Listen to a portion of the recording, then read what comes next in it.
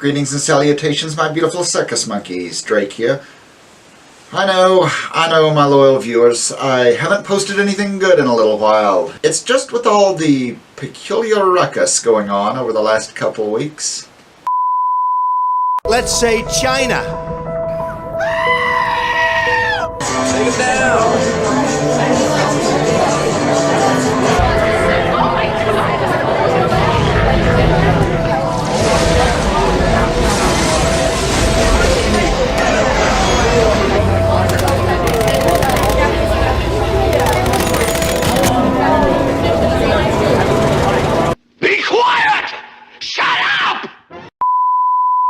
We figured your attentions would be drawn elsewhere in your worthwhile socio-political endeavors. But we're back, and I'm happy to announce that I'm here to unite humanity with the tried and true homeopathic remedy that is humor. I decided to give you one of my infamous stories.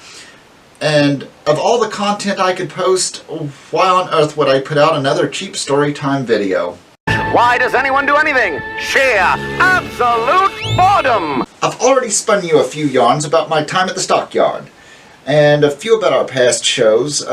You all seem to like my narratives, and I keep getting asked for more. Now, I know some of these included content that sort of pushed the bounds of family-friendly entertainment, that said the following story comes with a caveat, a warning. It contains reference to drug use and illegal activities.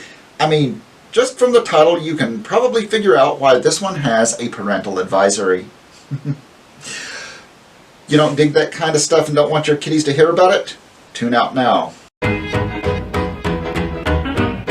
Hey, glad you're still tuned in, folks. Now we can begin our story time. We were set up at, you guessed it, a flea market.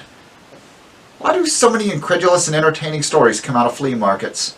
Huh, it must be the ambiance.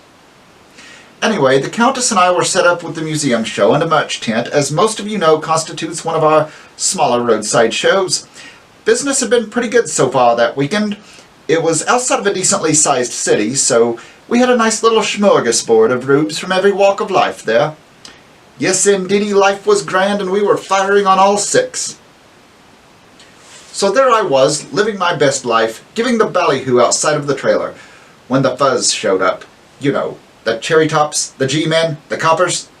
Don't worry, they didn't come for me. But sure enough, a police SUV comes roaring into the flea market and toward the back of the lot. Yeah, well, okay, it's a flea market, right? It's kind of like South Florida. There's bound to be some criminal malefactors about. I go back to my business, my curiosity killing me. A couple minutes later, in comes two more black and whites like they're on a mission. Now my gears are really turning. What in the hay's going on back there? Somebody get bumped off, blown down, some bum back there printing off hundreds by the sheet? I just had to know. But I couldn't just leave the joint unattended. I had a couple waiting to go through the museum. They paid their fee, and I gave them the tour. As I came out, I see an animal control truck pulling in. At this point, my brain decided to go full funny farm. I was now fully convinced that a deadly cadre of all-star international terrorists had just released a velociraptor in the flea market to take out the drug cartel that was inexplicably operating out of the riverbed behind the lot. I told the Countess to do her blow-off and man the Jolly Roger while I did some reconnoitering. Wandering to the back of the lot, close to the action, I could see the police had cordoned off a spot where some vendor had set up with piles of junk merch. I mean, it was piled up. Looked like they had emptied out a few dumpsters in the lot. This place looked like Sanford & Son, and I thought, you know, maybe they were swatting these towners for health code violations. Next spot over was a very irritated-looking elderly gentleman selling tires and rims.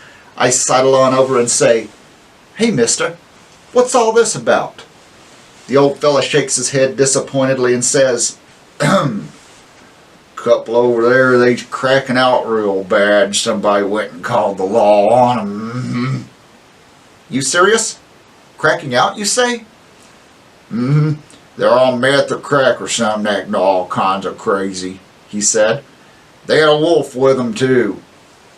Just then I see two animal control guys leading forth a wolf with their poles. And I don't mean a big dog like a shepherd or a husky. No, I mean like a full-grown timber wolf, a 75-pound predatory canine. They're getting ready to load it onto their truck when a random woman runs forward. "No, no, no, wait a minute," she yelled. "Don't you take that poor puppy off. I'll take it." The officers explained she'd have to sign for it and maybe have to contest ownership later. She said she didn't give a ladybug and signed a bunch of papers. Last I saw of her, she was carrying this wolf off in her arms like a baby, saying, "Come on, sweetie, you can come home with me, you little cutie." Flash forward 10 minutes. I'm now standing inside the door of the Sideshow Museum giving the bally.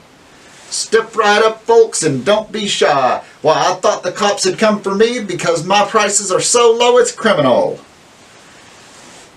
Yeah. So that's the story of the time we set up the show next to crackheads and wolves. Now, if you like this content and want to see more like it, drop a comment down below. If you aren't subscribed already, go ahead and ring that glorious golden bell. Think about becoming a Patreon supporter like our spectacular patrons, Python and JC. Going into winter quarters now, we need all the financial support we can get. And until next time, circus monkeys, remember, wolves don't belong in a circus, and please, please don't bring them to the flea market. See you down the road, folks.